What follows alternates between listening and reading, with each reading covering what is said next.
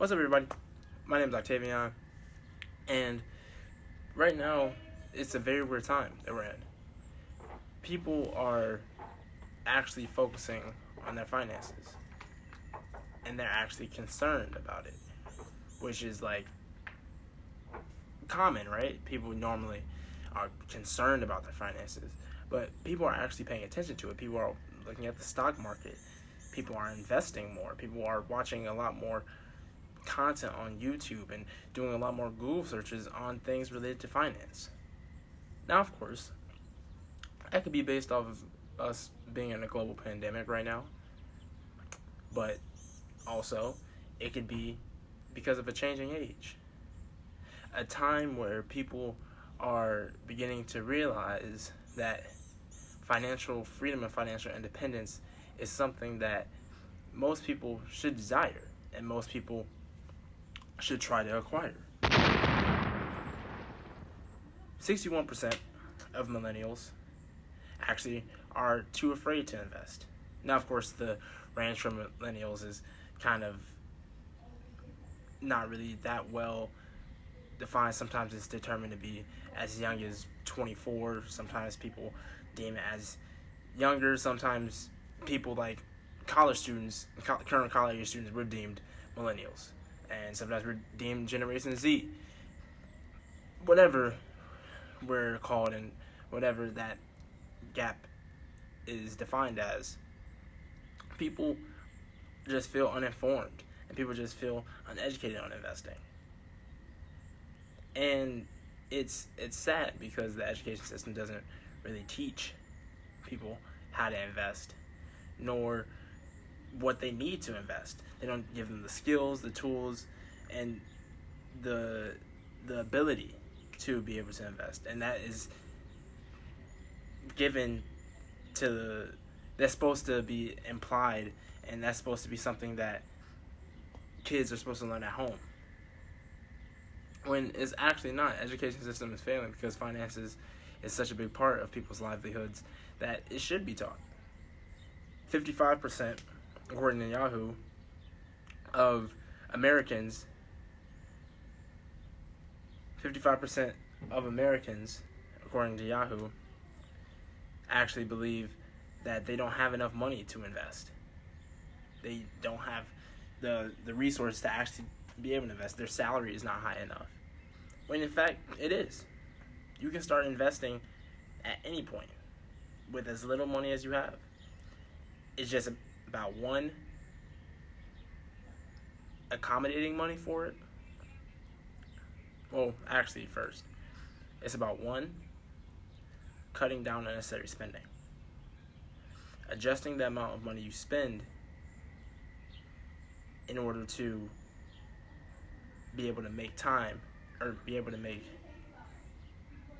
adjusting the amount of money that you spend in order to make adjusting the amount of money that you spend in order to make way for investments. Second thing you need is the willpower. The willingness to actually invest and willing to learn and attempt to gain the knowledge to be able to invest. Third is the capital. And that's the least important because you have it. You have some kind of money, some amount of money, whether it be a dollar, $100, $1,000 that you don't really have at the end of the month, at the end of the week that you make, that you don't have really any intentions for, or maybe you want to use that money to go spend it at some random event that you may not necessarily remember, or go and buy a new shirt that you probably will throw away in a week or two, or a year or two. The most important thing is being able to look at the situation and know what you need. No, that's not what I mean. The most important thing is being able to figure out what is important. No. The most important thing is being able to get the amount. No. The most important thing is the willingness to learn and the ability to take risk. And in that ability to take risk and having that faith in that risk paying off, you will be able to get the financial freedom that you may desire and not be in that sinkhole of, I'm worried about debt, I'm worried about not being able to pay mortgage or pay car note or pay for college, whatever the financial circumstances are. You have to have the faith and the willingness to learn. And I was inspired for this video by a question that I read, and it kind of incited this this thought about like investing and how people begin to no.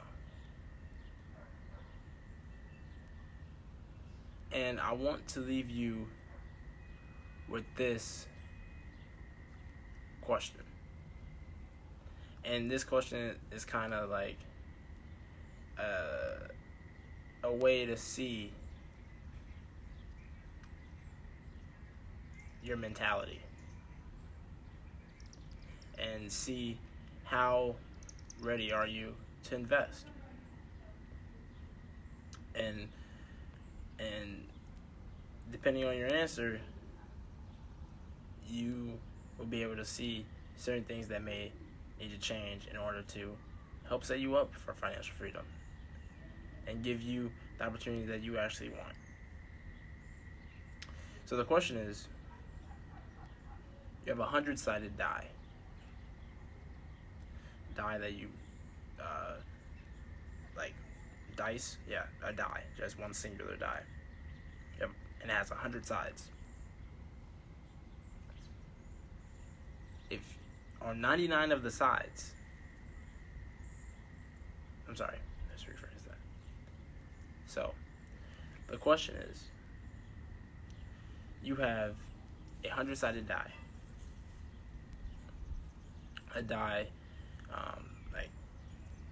like a dice, a regular 6-sided dice. You have 100 sides on that die. On one side, you roll on that side. You have an instantaneous and painless death. Just, you're dead if you roll on that side.